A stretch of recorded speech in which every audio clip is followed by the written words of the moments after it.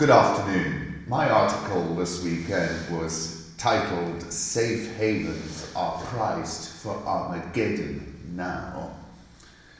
The 21st century real time not only unfolds itself at the speed of light, but is full of mind-bending twists and turns. Jeffrey Epstein had a collection of eyeballs on his wall, according to Counterpunch. The eyeballs make sense because Epstein was a watcher. Is it a coincidence that we all live in a watch and collect digital economy? Maybe, but we feast upon each other in the 21st century. He was, in the words of the New York Times, not closely monitored. Jeffrey Epstein was a spy in a society of spies. He was a collector in a collector's economy. He was a watcher, and he died while nobody was watching. To the millennials who are looking at the world through their phone, Johnnie Walker is way more aspirational than any other brown spirit in East Africa, Mr. Andrew Cowan told the African Business magazine. The point is that the smartphone is ubiquitous even in the furthest corners of the world, and we are all peering at a newsreel. Except, of course, if you are in Kashmir, which was described by Nehru as the snowy bosom of the Himalayas, and which is currently switched off from the 21st century. Prime Minister Narendra Modi revoked Article 370, which protected Kashmir's demography by restricting residency to Kashmiris alone, and under a subsection known as Article 35A, forbade the sale of property to non-Kashmiris.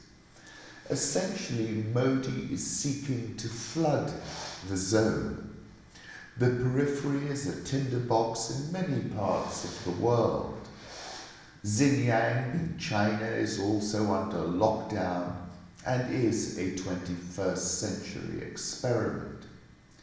Writing in the Washington Post earlier this year, Qiang, a professor of communications at the University of California, Berkeley, dubbed China's data-enhanced governance a digital totalitarian state.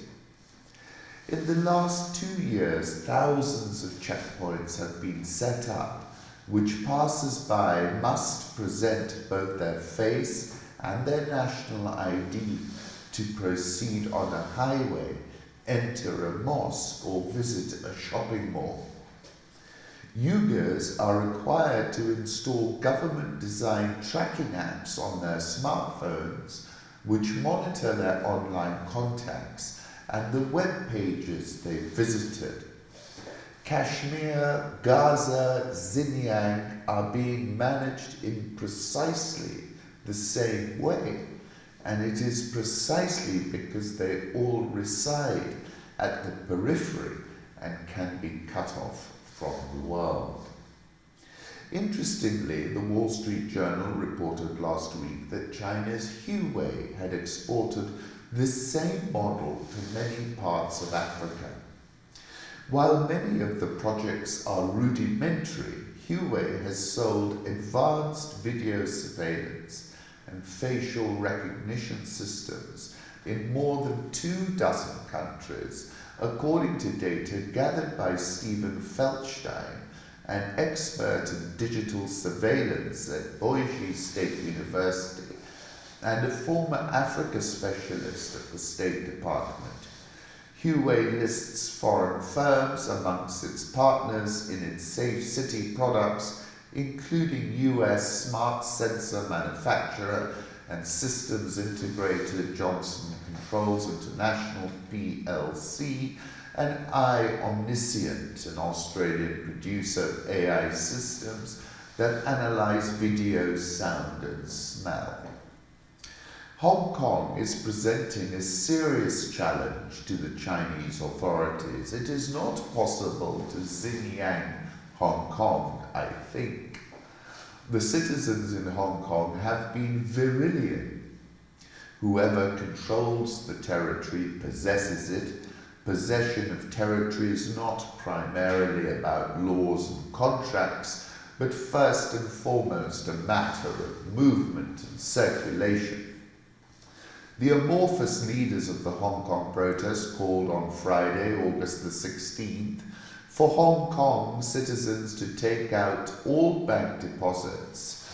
Primary goal is Chinese banks, but he said other banks should also be targeted, otherwise Chinese banks can borrow money from other banks to solve their problems. This is a sophisticated response and speaks to the sophistication of the protesters in Hong Kong. China will surely flood the zone. The frontier from Xinjiang to Kashmir, from Gaza to Crimea, from Hong Kong to Taiwan, Trump has approved $8 billion of F-16 jets to Taiwan. Congress has been urged to move quickly.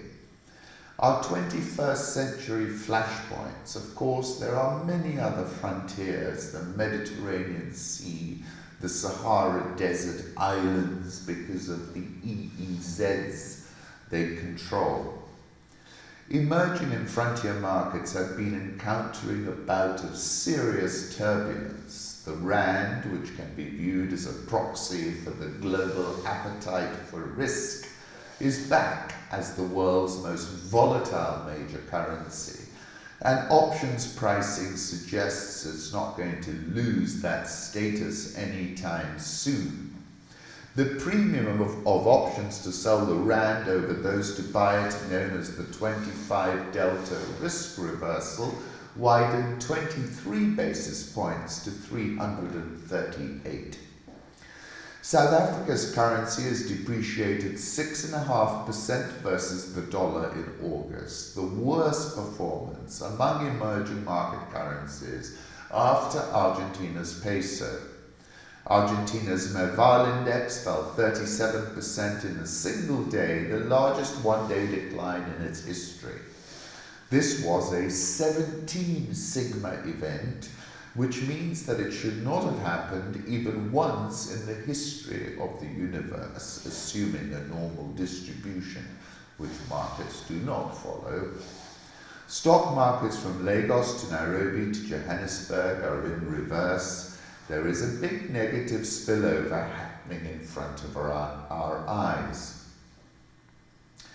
Meanwhile, far from the volatile frontier, we're witnessing whiplash-inducing moves at the center. There has been a major flight to quality in 2019.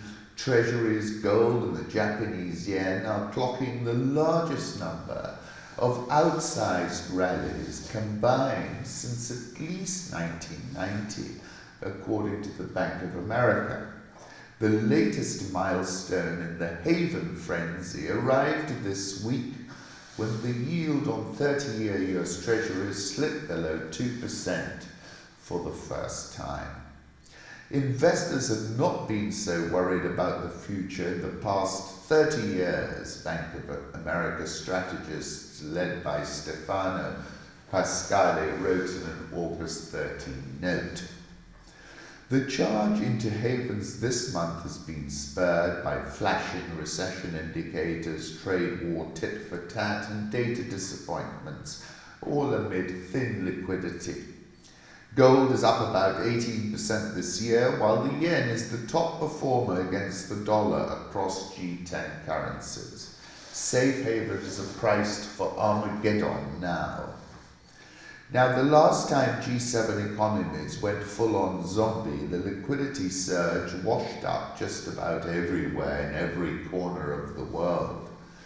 It was characterized as the global hunt for yield. Now, when safe haven demand turns parabolic, investors are signaling they're not interested in the return, but only in getting their principal back. emerging and frontier markets look in big trouble this time around. And I left with a quote from Iqbal: "In the bitter chill of winter shivers his naked body, whose skill wraps the rich in royal shawls." Thank you.